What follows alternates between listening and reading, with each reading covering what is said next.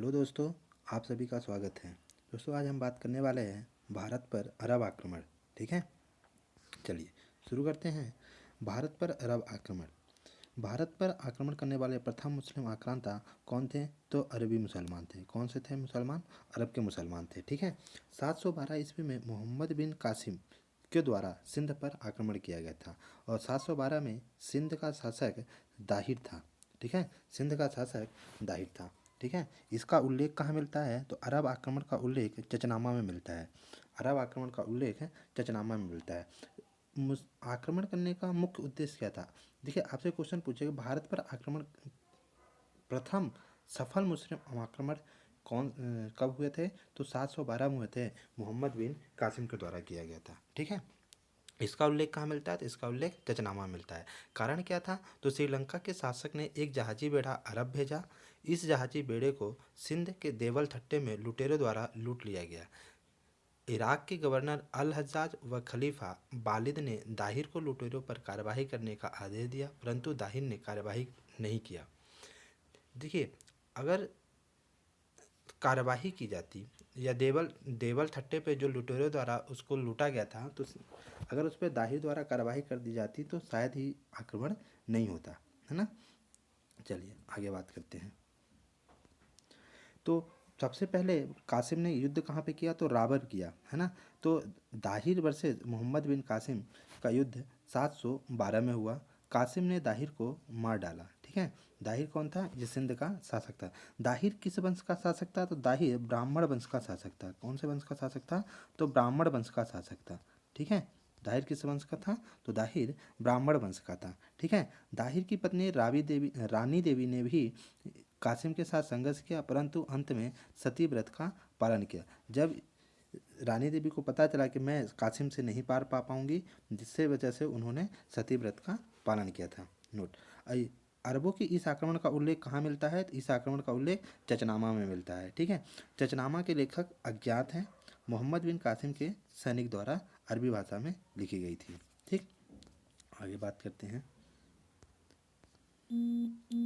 ठीक, चलिए, तो इसका फारसी में अनुवाद अली बिन अबू कूफ़ी ने किया था।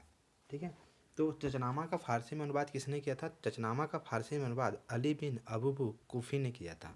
ठीक, इसका अंग्रेजी में अनुवाद यानी कि चचनामा का अंग्रेजी में अनुवाद यूएम दाऊद पोटा द्वारा किया गया था।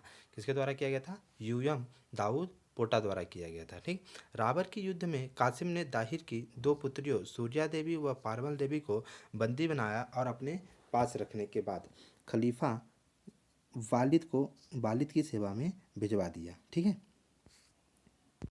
ठीक, लेकिन जब खलीफा वालिद की सेवा में भिजवाता है तो उस समय खलीफा जो था अरब का चेंज हो जाता है, बदल गया था। तो वालिद खलीफा नहीं था, उसकी जगह पे खलीफा कौन बन गया था? तो सुलेमान बन गया था। कौन खलीफा बन गया था? सुलेमान बन गया था। ठीक है, तो अरब का खलीफा कौन बन गया था? अरब का खलीफा बन गया था सुलेमान। ठीक है, तो सुलेमान की सेवा में भिजवा दिया था।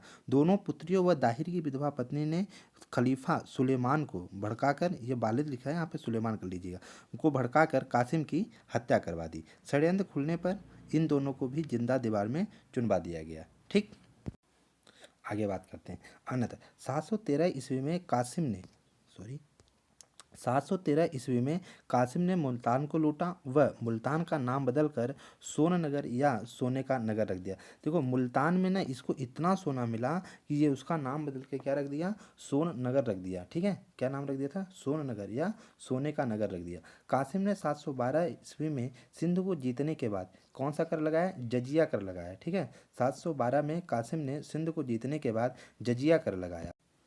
ठीक है, कौन सा कर लगाया था? जजिया कर लगाया। भारत में दिरहम नामक सिक्का किसने चलाया था? तो भारत में दिरहम नामक सिक्का कासिम ने चलाया था। ठीक है, अब भारत में अरबों की देन क्या है? ठीक है, तो भारत में अरबों की देन क्या है? ऊँट पालन और खजूर की खेती। ठीक है, किसने दिया था? अरबों ने दिया था, अरबों ने दिया, है ना। और विष्णु शर्मा की पंचतंत्र, विष्णु शर्मा की जो पंचतंत्र थी, इसका अरबी भाषा में अनुवाद किसने किया? तो सॉरी, अरबी भाषा अनुवाद कलीला बादिमना कहलाता है। क्या कहलाता है? कलीला बादिमना कहलाता है। ठीक, चलिए आगे बात करते हैं।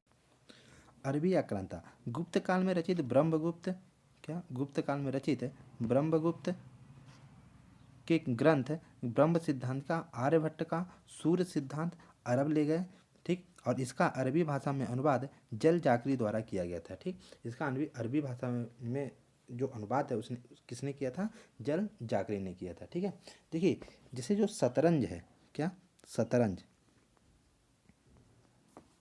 जो शतरंज है तो सॉरी एक सेकेंड, चलिए, जो शतरंज है ना, तो अमीर खुसरो कहता है कि जो शतरंज को हिंद में चतुरंग कहा जाता था। क्या? शतरंज को शतरंज को हिंद में शतरंज को हिंद में क्या कहा जाता था? तो हिंद में चतुरंग कहा जाता था, ठीक है। चतुरंग का था, ये कौन बताता है? ये अमीर खुसरो बताता है। तो कहता है कि हिंद से अरब आया है। क्या? जो शतरंज गेम है वो हिंद से अरब आया था, न कि अरब से हिंद गया था, ठीक है। तो शतरंज कहाँ किसकी देन है? तो भारतीयों की देन है। कि कौन लेके गया था? अरबी। तो अरबी शतरंज कहाँ से सीखे थे? तो भारतीयों से सीखे थे। और शतरंज को हिंद में क्या कहा जाता था? चतुरंग कहा जाता था, ठीक है। ठीक है। और ब्रह्मगुप्त का की जो पुस्तक थी ब्रह्म सिद्धांत सिद्धांत इसका अरबी में अनुवाद अल इब्राहिम और अल हजारी ने किया था, ठीक। तो जो ये ब्रह्मगुप्त का ब्रह्म सिद्धांतिका है, इसका अरबी में अनुवाद अल इब्राहिम इसने किया था। अल इब्राहिम और अल हजारी ने मिलकर किया था। इसने अल हजारी, ठीक। तो ब्रह्म सिद्धांतिका का अरबी में अनुवाद किसने किया था? अल इब्राहिम और अल हजारी ने मिलकर किया था, ठीक है। तो चलिए, इतनी बात आपको समझ में आई होगी। तो आज के लिए इतना ही, आगे हम फिर बात करेंगे इसी के जस्ट आगे तुर्की आक्रमण की, है ना। चलिए, आज के लिए बहुत बहुत धन्यवाद।